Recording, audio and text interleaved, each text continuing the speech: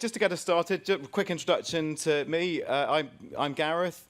I present a technology radio program on the BBC World Service. We're called Click, and each week we go on air around the world talking about how technology affects our lives. Anindya, you seem to be a real sort of techno optimist. Even though you've now admitted you're over 40, but you remain upbeat, unjaded by the whole thing, optimistic. So what's your view on, this threshold that we're sitting at the moment? Sure. So I've been a data scientist for about 15 years now, and so I've worked with data all my life. And data and algorithms, you can think of them as two sides of the same coin. Both feed off each other. One of the things that really baffles me, and to some extent even upsets me, is that I've often been part of, whether it's a panel or a TV show, whatever, where people have been fear-mongering, engaging in fear-mongering about all the evils that is coming out of this data-driven society.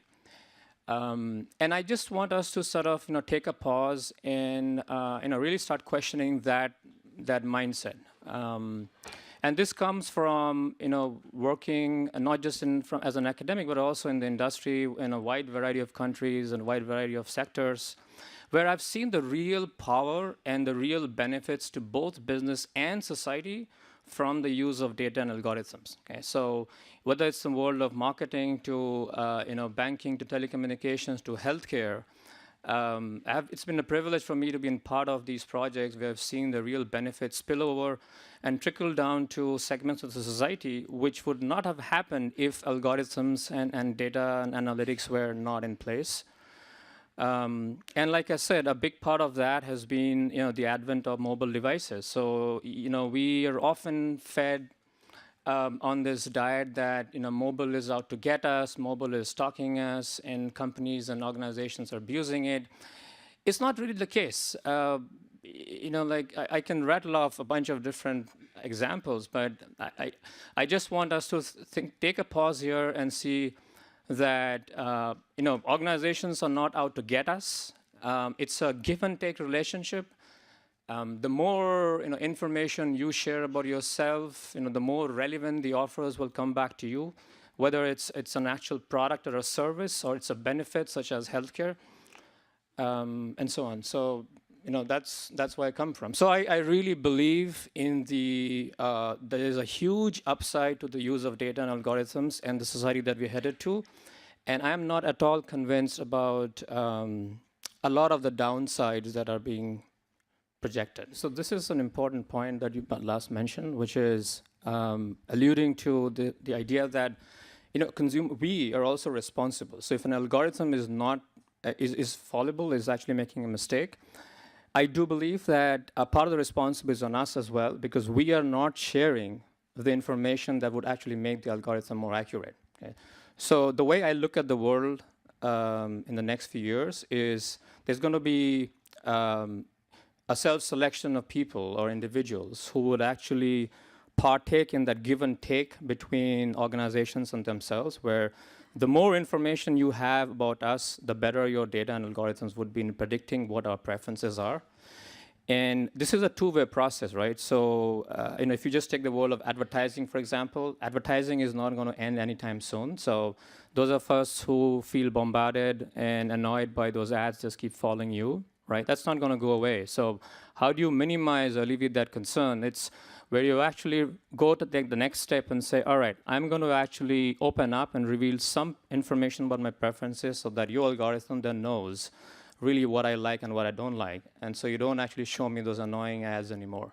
That's an example in the world of business, but similar examples exist in other places too. So I feel that to the world that we're getting into, this is a reciprocity-based relationship between us and organizations for the algorithms to be doing their job more accurately. The idea that now data analytics firms can do effectively experiments on us. They might be anonymized, but they're following us from dawn till dusk, and probably even whilst we're asleep, following our activities, knowing where we go, where we shop, where we interact. And these experiments are successful, and they get better and better at anticipating the demand we may have for their products. And I think in one of your talks, I think I heard you say that some of these very targeted apps can now increase unintended spending by something like 16%. And some people might think, well, that's horrified. The very fact that this is unintended spending, that thanks to these experiments, we're being manipulated into buying things that we never intended to buy. Right. That never happened before. Right. Well, but it's happening even more accurately now. And on the basis of the data that we're handing over through our services, some might say, I don't necessarily believe this. So I strongly disagree with you pretty much on everything that you said. First of all, it's not unintended. I think I mentioned unplanned. But let's go back to the basics. So I'm of the firm belief that experiments are a good thing. They're good for the society, they're good for the business, they're good for the planet, they're good for us. Okay? Why? Because through these experiments, organizations learn more about us and we reveal our preferences either in a stated way or in a revealed way. And through that process of information exchange, organizations get to know more about you, right? So for example, like the two scenarios like Pedro mentioned before, one in which Google and the users' incentives are allied along with the advertisers, the other in which the marketer is trying to sell you something that you don't want to buy, right? In the second scenario, it happens because the marketer doesn't know about your preferences. So he's like throwing random darts in the black. You can actually alleviate or minimize that by taking that process of getting into that value exchange between the organization and so on, right? Now, in the world of mobile, like I said, we've spent the last few years thinking about how to make the world, the mobile as a butler, but not as a stalker. And it's to basically to help consumers, navigate the process where, we used to live in this, information deficit economy. Now we are in an attention deficit economy because of information overload. So this device and the organizations in the ecosystem, the telecom providers, the brands, the marketers, the app developers, they can actually make this work for you by reducing that information overload and increasing the attention that consumers can actually pay by curating these offers, these products, these services for you, right? So that's where I believe, and again, this isn't just fiction, right? These are all based on hard fact and hard science and hard data analytics in different parts of the world, where we've seen that the same consumer who was being repeatedly hammered with, let's say, irrelevant, annoying offers, once he or she decides to partake in the relationship, it could be something as trivial as keeping your location on so that the firm knows where you are at this point. Now the next few instances of that exchange become far more valuable to the consumer because all of a sudden he's actually getting very relevant offers for products, services, or information. It doesn't always have to be business. It can also be social information-oriented products and services. So that's an example where I believe that mobile and the algorithms that are driving mobile can and are being used to make it more of a butler as opposed to a stalker. So an example of this is what what Facebook has started doing a couple of months back, which is if you've been all exposed to ads on Facebook that are very annoying and irrelevant, you can change that. From today, you can change that. You can actually log in to your account on Facebook, and there's an option that says, are you seeing irrelevant ads? Are you seeing ads that are uninteresting? And you can go back and change it and actually input your preferences. And then Facebook lets you say, well, you like to climb mountains, so you can see ads only for mountaineering gear.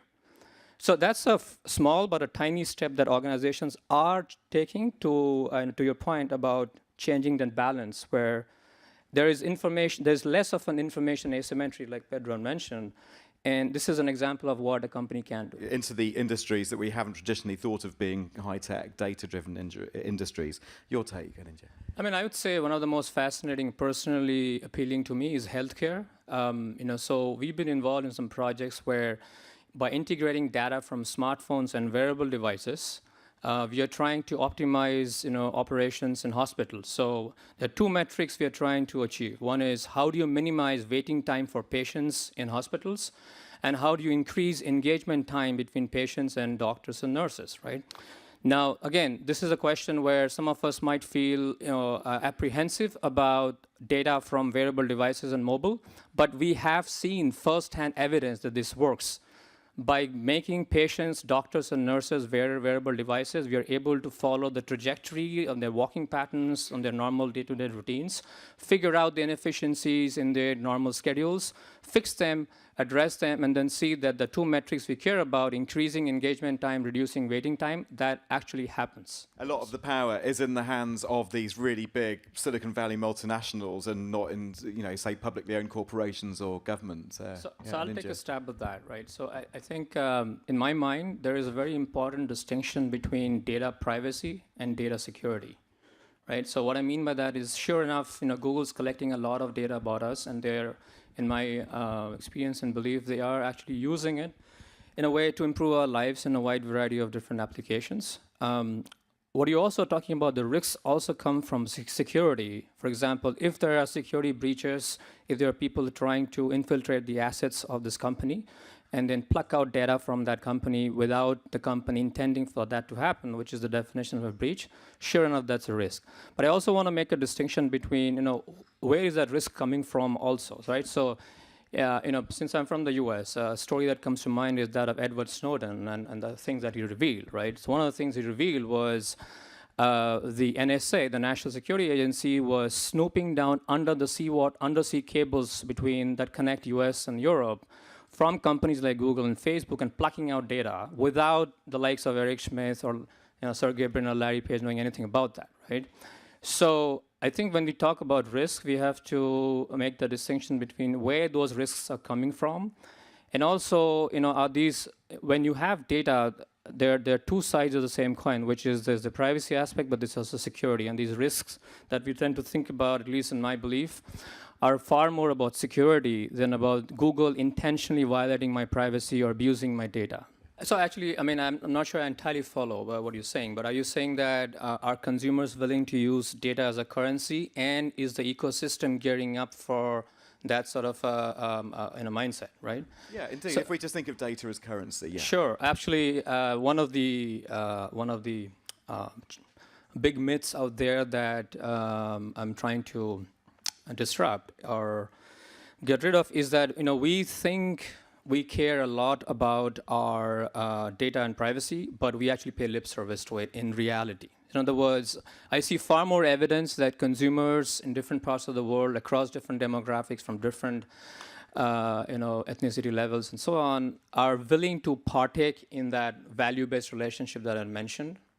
So we are increasingly gearing towards that ecosystem where organizations on the other side also realize that there is this value-based system that's been created. So different companies and different startups and different established companies are taking bits and pieces of a different ecosystem. So to your question, whether data would be used as a currency, the answer is yes, it already is being, and it's not just by the millennials. One of the highest adoption rates that I've seen in that value-based exchange comes from the demographic 40 to 54, and the ecosystem is in fact gearing up for that. Yeah. So just building on what Pedro said, right? You mentioned something like, can data be an impediment for innovation, or can data foster innovation, right? Or data concentrated, right? So concentrated data, can it foster innovation or act as an impediment, right? So we know some examples that Netflix and the Amazons of the world where clearly they're innovating. Now, when can data actually data concentration become an impediment? So at least from what I have seen in some of the work you've done, that happens if there is a very strong self-selection of a certain kinds of consumers opting into this process. So your entire 100 billion observation data set comes from only 1% of the population that you're trying to serve. Right? Then there isn't a whole lot of room for innovation. So this is an example where big data doesn't help innovate, because it's actually representing a very, very small portion of your population. Whereas if the same analogy, I get a fraction of the data set, 1 billion observations from maybe a lot more people, then you can actually see more innovation coming out because of the diversity of that. So the answer to when can data concentration actually hamper innovation often depends on the distribution of preferences in your sample.